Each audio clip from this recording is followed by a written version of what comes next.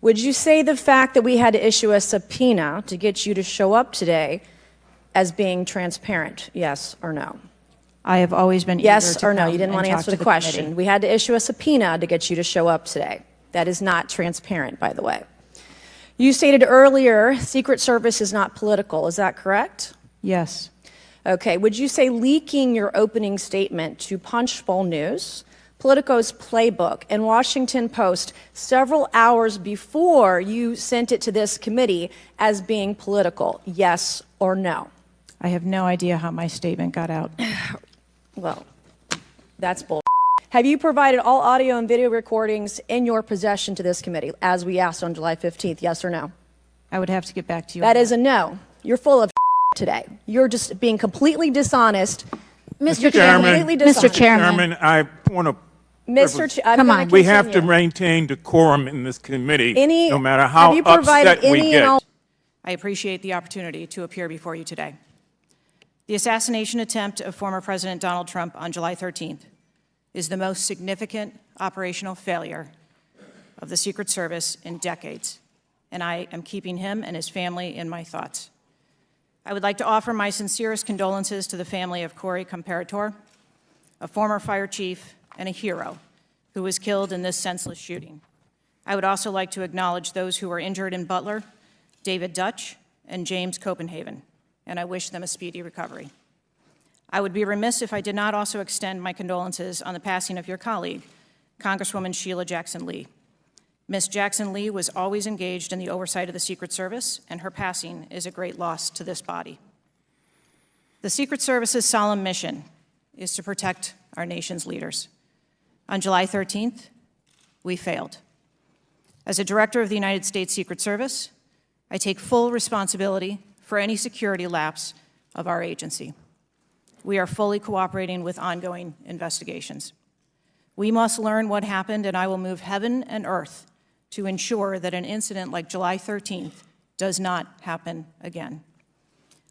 Some are calling it a miracle that former President Trump escaped this AR-15 attack, unlike so many thousands of our fellow citizens who have been killed or seriously wounded in other AR-15 shootings. Whether this miracle is of divine providence or of an adventitious nature will be up to each of us to ponder, but our job in Congress is not simply to marvel at miracles or count on good luck, but to act as public policy legislators to do whatever we can to prevent future political violence, attempted assassinations, and mass shootings. The chairman and I are thus determined to get to the bottom of the stunning security failures that enabled this 20-year-old lone gunman who borrowed his father's AR-15 to perpetrate a mass shooting and assassination attempt at an event protected by the Secret Service as well as state and local police.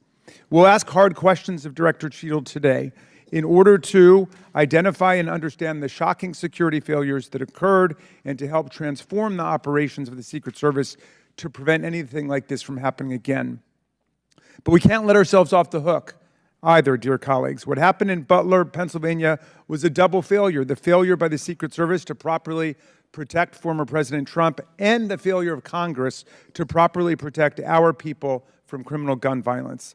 We must therefore also ask hard questions about whether our laws are making it too easy for potential assassins to obtain firearms generally and the AR-15 specifically. Mr. Comparatori, former President Trump, and the other rally attendees wounded in Butler are now members of a club no one wants to belong to, the thousands of people who have fallen victim to mass shootings. Are ISIS terrorists and al-Qaeda terrorists and international groups and terrorists more capable than a 20-year-old in pulling off either a mass shooting or an assassination of Donald Trump? Sir, again, there was clearly a breakdown and a failure that day. Have you read the intelligence of the terrorists that are currently in the United States that Director Wray speaks, and those individuals that are here that are affiliated with terrorist groups and organizations that are in the process, as Director Wray said, of representing a significant threat of a terrorist attack occurring in the United States? I have read reports that apply specifically to the Secret Service's mission. Director Cheadle, because Donald Trump is alive, and thank God he is, you look incompetent. If Donald Trump had been killed, you would have looked culpable. There is no aspect of this that indicates that there has been any protection to Donald Trump. The threat was identified before he took the stage, and the shooter was only killed after Donald Trump himself was killed. Not only should you resign, if you refuse to do so, President Biden needs to fire you, because his life, Donald Trump's life, and all the other people which you protect are at risk because you have no concept of the aspect that the security footprint needs to be correlated to the threat. You knew that everyone knew. The people there knew that there was a danger. They knew there was a threat to President Trump, and it was allowed to happen. Was there a stand-down order, Ms. Cheadle? Was there a conspiracy to kill President Trump? Absolutely not. Then how did this happen?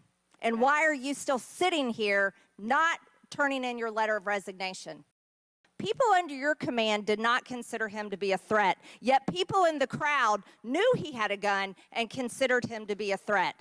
That means that you are a complete failure as the director of the Secret Service, that people under your command don't perceive a man laying on a roof with direct line to the president with a gun. They don't perceive that to be a threat, yet the people in the crowd do. How is that possible? I'm not certain at this time how the information from the people in the crowd was relayed to any law enforcement personnel.